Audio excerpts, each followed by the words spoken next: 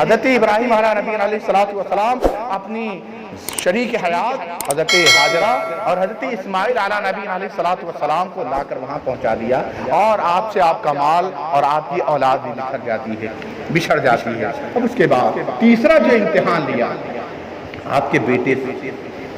آپ نے سنا کہ ہم جو قربانی پیش کرتے ہیں یہ حضرت ابراہیم علیہ نبی علیہ الصلوۃ والسلام اور حضرت اسماعیل ذبیح اللہ علیہ نبی علیہ الصلوۃ والسلام کی سنت پر عمل کرتے ہیں۔ ہمارے آقا حضور سید عالم صلی اللہ تعالی وسلم نے اس سنت پر خود بھی عمل کیا ہے اور ہمیں حکم بھی دیا ہے۔ اور جانتے ہو قربانی کتنا متبرک عمل ہے، کتنا بابرکت عمل ہے کہ آپ کے پاس اتنی ملکیت ہو کہ آپ قربانی کر سکتے ہیں، آپ قربانی کریں، وہ اللہ کے نزدیک سب سے زیادہ عزیز ہے۔ آپ قربانی نہ کر کے آپ کروڑوں روپیہ صدقہ کر دیں تو اللہ کی بارگاہ میں جو قربانی کی قبولیت کا مرتبہ ہے وہ آپ کے کروڑ روپیے کی کوئی حیثیت نہیں ہے۔ کہ اگر آپ کے پاس اتنی ملکیت ہے، آپ مالک نصاب ہیں، اور قربانی کی فضیلت یہ ہے کہ جیسے زکوٰۃ ادا کرنے کے لیے مال کا آپ کے پاس سال بھر ہونا ضروری ہے کہ آپ کے پاس جب اس مال پہ سال گزر جائے تب رب کا یہ حکم نافذ ہوتا ہے کہ آپ اس کا 2.5% زکوٰۃ ادا کریں۔ لیکن قربانی کا حکم یہ ہے کہ آپ نے نماز عید الاضحیٰ ادا کرنے سے پہلے آپ کے پاس کوئی مال نہ تھا، لیکن آپ نے نماز ادا کی، آپ کے پاس صبح میں یا 3 دن کے جو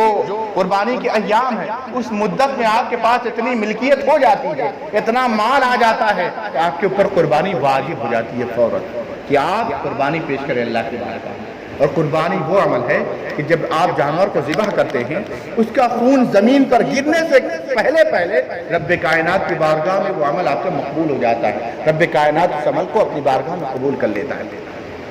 اس لیے اگر اللہ نے وسعت دی ہے،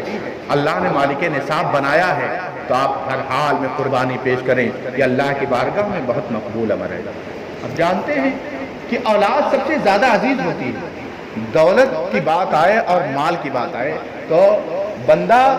اپنی اولاد کی طرف مائل ہوگا، دولت کو وہ ٹھوکر مار سکتا ہے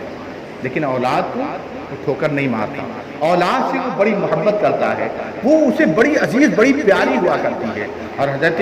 ابراہیم علیہ نبی علیہ الصلوۃ والسلام سے پروردگار عالم نے اس چیز کا بھی امتحان لیا کہ اے ابراہیم تم نے اپنی جان کا امتحان دے دیا ہے، تم اس میں کامیاب ہوئے ہو، تم نے اپنے مال کو چھوڑا ہے، تم اس میں کامیاب ہوئے ہو، اب تم سے تمہاری اولاد کا بھی امتحان لیتا ہوں، دیکھوں کہ تمہیں میں نے اپنا خلیل بنایا ہے، تمہیں میں نے اپنا دوست کہا ہے تو تمہاری دوستی کس قدر اہمیت رکھتی ہے۔ حضرت ابراہیم علیہ نبی علیہ الصلوۃ والسلام محو خواب میں سو رہے ہیں، آپ حالت خواب میں کیا دیکھتے ہیں؟ کوئی کہنے والا کہہ رہا ہے کہ اللہ کی رضا کے لیے اللہ کی بارگاہ میں قربانی۔ حضرت ابراہیم علیہ نبی علیہ الصلوۃ والسلام بیدار ہوئے، انہوں نے لے جا کر 100 اونٹوں کی لے جا کر قربانی پیش کر دی۔ اس کے بعد پھر دوسری رات محو خواب،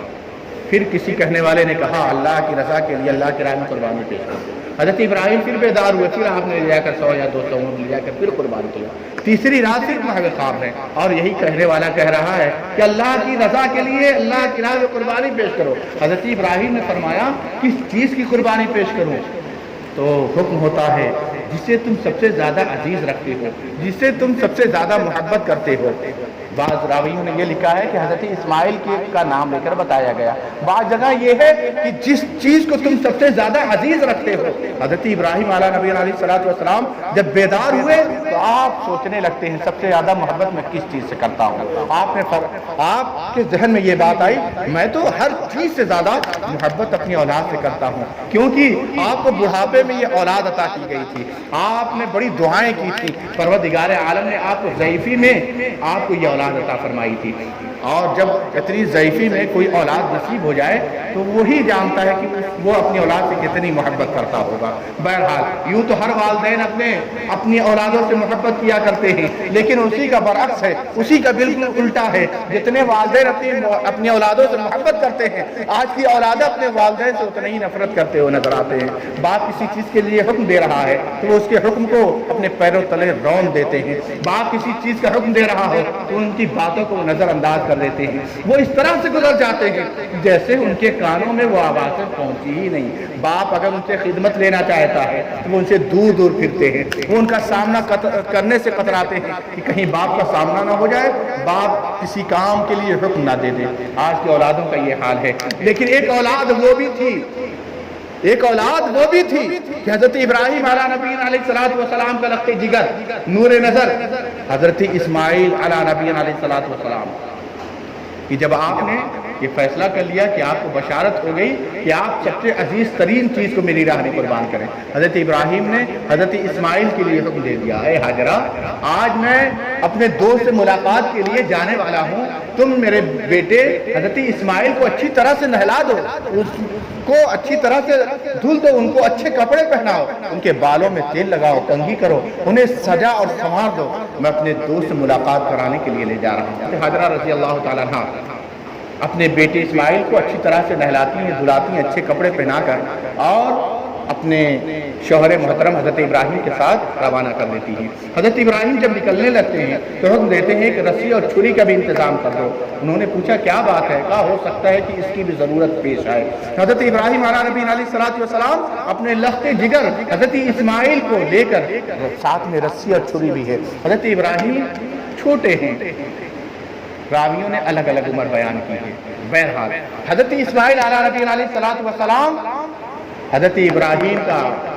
ہاتھ پکڑ کر، ان کی انگلیاں پکڑ کر آگے بڑھتے جا رہے ہیں۔ چھوٹے بچے سوال کرتے ہیں نا کہ ابو جان آپ کہاں جا رہے ہیں، آپ کہاں جائیں گے،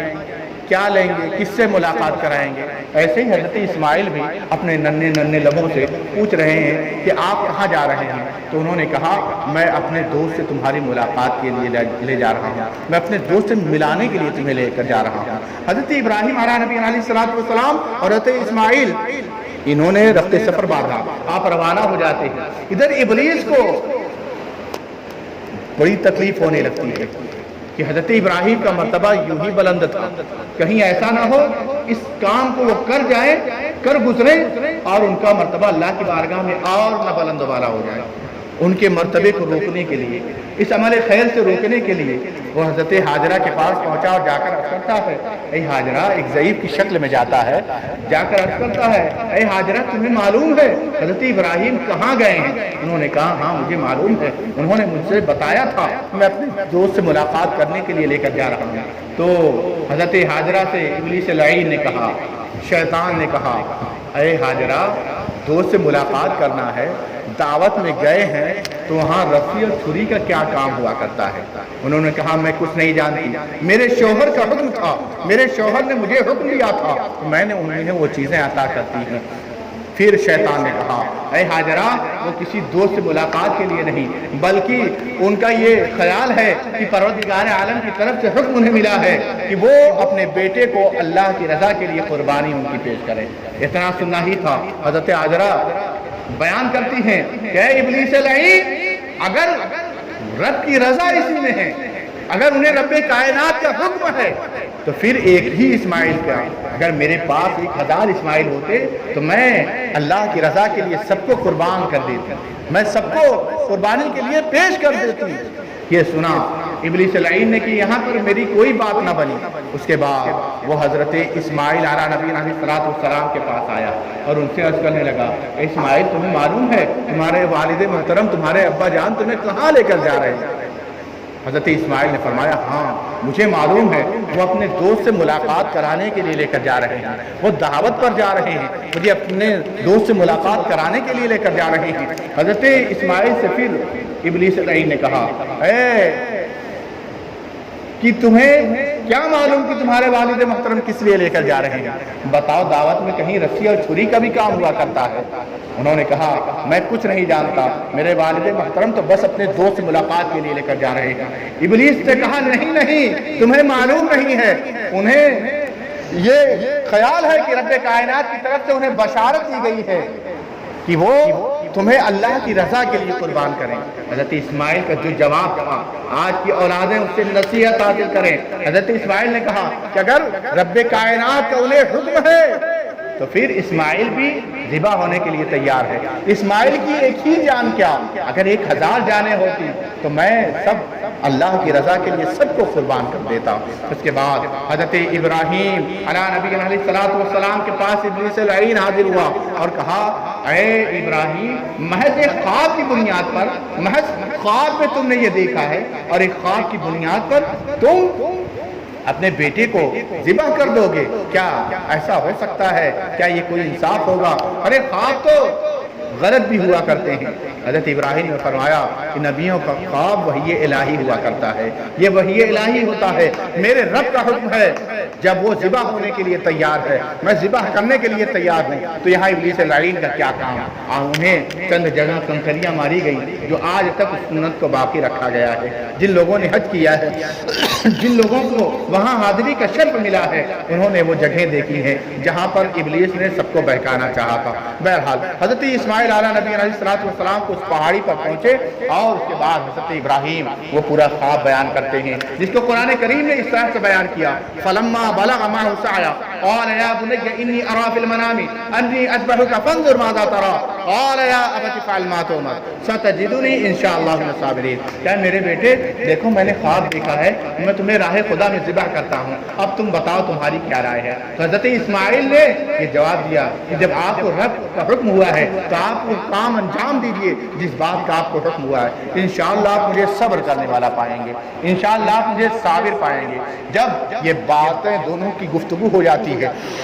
ادھر حضرت اسماعیل ذبح ہونے کے لیے تیار ہو جاتے ہیں، حضرت ابراہیم ذبح کرنے کے لیے تیار ہو جاتے ہیں، آپ کو اس پہاڑی پر لٹا دیتے ہیں جہاں پر آپ کو ذبح کرنا ہے۔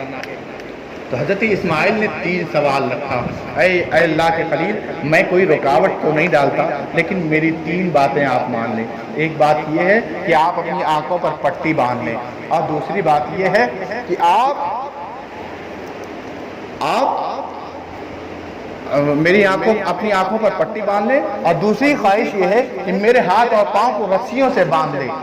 اور تیسری بات میری یہ مان لیں کہ جو میرا خون آلود یہ کرتا ہوگا وہ لے جا کر میری والدہ محترمہ کو لے جا کر پیش کر دیں تاکہ وہ دیکھ کر تسلی اس سے حاصل کر لیں۔ اس کے بعد حضرت ابراہیم لٹا دیتے ہیں۔ جب آپ ذبح کرنا چاہتے ہیں، قرآن پاک نے فرمایا فلما اسلما وتلہ للجبین، کہ آپ کو پیشانی کے بل لٹا دیا، اور چھری چلانا چاہتے ہیں لیکن چھری کاٹنے کے لیے تیار نہیں ہے، آپ زور لگاتے ہیں چھری کاٹنے کے لیے تیار نہیں ہے۔ اس کے بعد حضرت اسماعیل فرماتے ہیں کہ میرے حلقوم پر چھری کا نوک رکھ کر دبائیں تاکہ میں ذبح ہو جاؤں۔ اس کے بعد حضرت ابراہیم نے ویسے بھی کیا لیکن وہ چھری ہے کہ کاٹنے کا نام نہیں لیتی۔ حضرت ابراہیم علیہ نبی علیہ السلام جوش میں آ کر آپ اس چھری کو پٹک دیتے ہیں، آپ مارتے ہیں تو